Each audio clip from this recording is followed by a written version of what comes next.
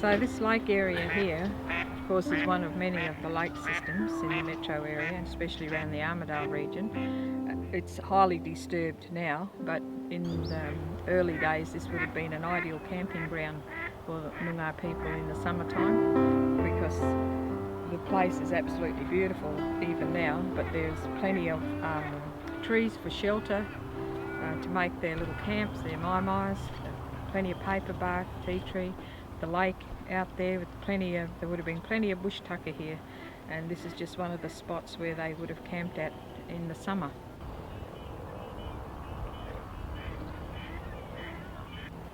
The old people from a long time ago would have loved a place like this because it's close to water and plenty of bush tucker around, plenty of marine. Yeah.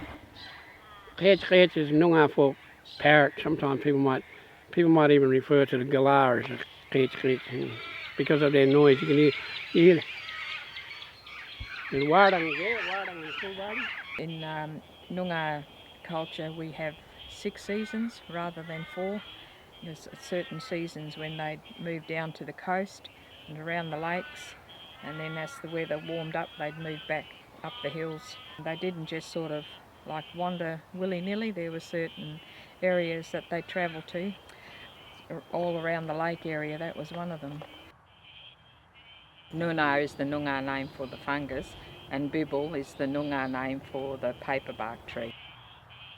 Pieces of paper bark like this, that's the type of stuff that they'd use, lining their mire up with, put it on top, and they'd layer it on so that the water would run off.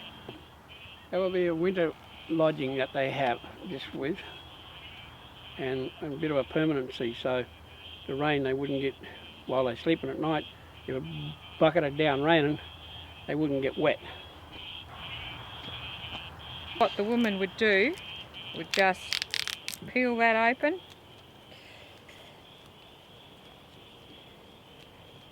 and then they would treat that, and that's how they would make their string for their hair belts or for tying things up together. So they would chew on that, dry it out, soak it in water, chew on it again and dry it out.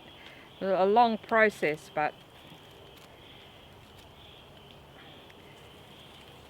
the days were never boring for the Aboriginal people. Just going to hear the old Noongars used to chew on this, and it tastes a bit like celery, and that helps with arthritis. The tea tree or the bibble, when you crush him up, when you smell him, it helps your sinuses, cleans your nostrils and that out as well. And it can also be used on stings. An old story goes that the Wargle left all his skin along the water banks, and that's how we get the paperbark, because that's a gift from the rainbow serpent to our people for medicine. And so whenever they had a wound, they wrapped the paperbark around the wound. The old people used to eat the meat off an emu. The oil is actually what we get from these old blokes is jirung. Jirung is the Noongar word for fat. And darch is the Noongar word for meat. And the old emu himself, Noongar people call him Wach. Probably lucky, and he's probably lucky too, because there's Norn, or snakes, that crawl around. And through here you'll find a tiger snake and a few other snakes. That's the edible part, the white bit there. Just mash that up and throw it on the fire to cook. This is also the other part that's edible, a bulb. That's a little yummy taste, sweet potato taste, that one. This area here, yeah, it's just an abundance of food, shelter, medicine. It would have just been a Garden of Eden for the old Noongar people here. Charcoal, like from this plug here. Charcoal, people use it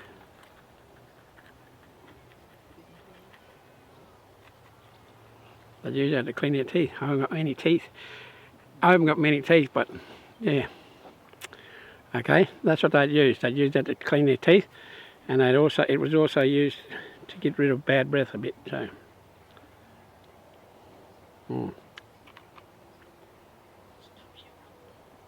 When they had a fire going, they'd walk through the fire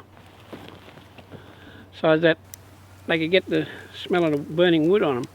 And when they were out hunting, that's one of the tricks that they used. They'd find out where kangaroos were.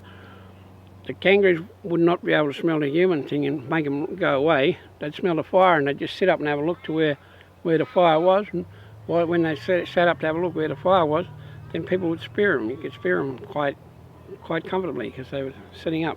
There's also medicine in this little tea tree here as well. It has a beautiful aroma, and similar to most plants, they would have used the twigs and the leaves, crushed it up and inhaled it, or just put it over the fire to heat the oil. A couple of swans are. That's actually a swan's nest. So the people would find that out, and they would go out. That's where they'd get eggs from off those nests and that there as well.